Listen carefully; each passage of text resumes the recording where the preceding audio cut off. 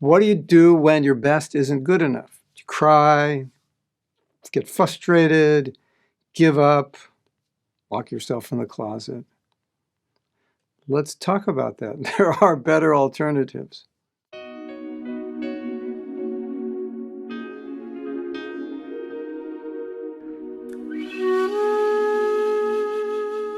Most devotees feel their best is not good enough. Most devotees feel, I want to be more surrendered. There's something inside that is pushing them to be more renounced, more dedicated, to give up bad habits, to give up lethargy, laziness, and so forth. We all feel that way. We all want to be more than we are. And so we feel, I am not surrendered. Or we see another devotee who is more surrendered, doing more of what we want to do that we can't do. And I think there's a misunderstanding that we need to discuss, because surrender is relative to a devotee's situation. Once a devotee, you may know this story, was a pujari. She had a child, and she was finding it difficult to do both. And Prabhupada said, now that you have this child, your child will be your deity, and you should dedicate yourself to taking care of the child. So naturally, you could imagine she was a bit in anxiety, thinking, I have this child, but I have my seva, and this child is compromising my seva, and I feel like I am not surrendered. And Prabhupada's saying, no, in your case, surrender is to take care of your child.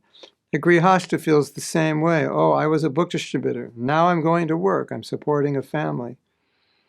That's your surrender in that context. You go to class, you hear stories, you hear the sannyasis, senior devotees inspiring you. Go out and preach, get up earlier, eat less, all these things. And you know, if you have a job, if you get up too early, you go to work and you fall asleep. If you even make it to work, because you might fall asleep in the car while you're driving. And these are just practical realities. You can't live exactly the same way. You have to make compromises. But in that situation, that for you is surrendered, that you're doing the job, you're taking care of your family, you're taking care of your children. Sometimes you play with your children. Oh, no, I'm playing with my children. This is total maya. That is your surrender in that situation. So a lot of devotees, they feel like I'm not surrendered because someone else I'm looking at is more surrendered, or I have a vision of what surrender is and I want to be more of that. When in fact, I am properly situated, surrendered in the right way, doing all I can do according to who I am, according to my advancement. Just like, for example, I may want to be more renounced, but to be more renounced, ultimately, it can't be artificial. I have to be more Krishna conscious. So I could lament that I'm not more advanced, or I could just try to be more Krishna conscious. The detachment, it's going to come as a byproduct of my advancement. I could lament I'm not more surrendered. I'm trying, I'm doing my best, but I'm not more surrendered. But to be more surrendered, practically speaking, if I'm trying my best, the only way I can be more surrendered now is to become more Krishna conscious. The byproduct will be more surrender, more dedication, more detachment, more inspiration, more insight. That will all come. And naturally, more surrender will come as a byproduct. So I can try to be more surrendered, but ultimately I can't force it beyond a certain level. And I think a lot of devotees get discouraged. They're thinking, oh, I'm not surrendered. But they're doing their best. So if you're doing your best, is that surrender as best you can? Of course it is. If I'm doing it contextually within my particular lifestyle, if that's the best I can do, then that is full surrender for you in that situation. So we shouldn't lament. We shouldn't feel bad, wallow in depression, discouragement. Oh, I'm not surrendered. I'm doing my best, but my best isn't good enough. The best will never be good enough.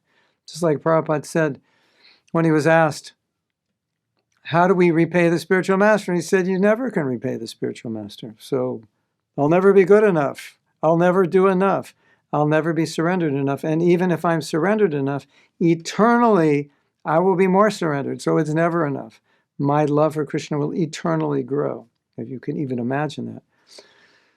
So There's never going to be a point where we have enough love, we have enough surrender. It's dynamic. It will always grow. And we shouldn't lament. As long as we're sincerely doing our best, then our relative surrender at that point is complete surrender because it's the best we can do according to our advancement and the context we're in.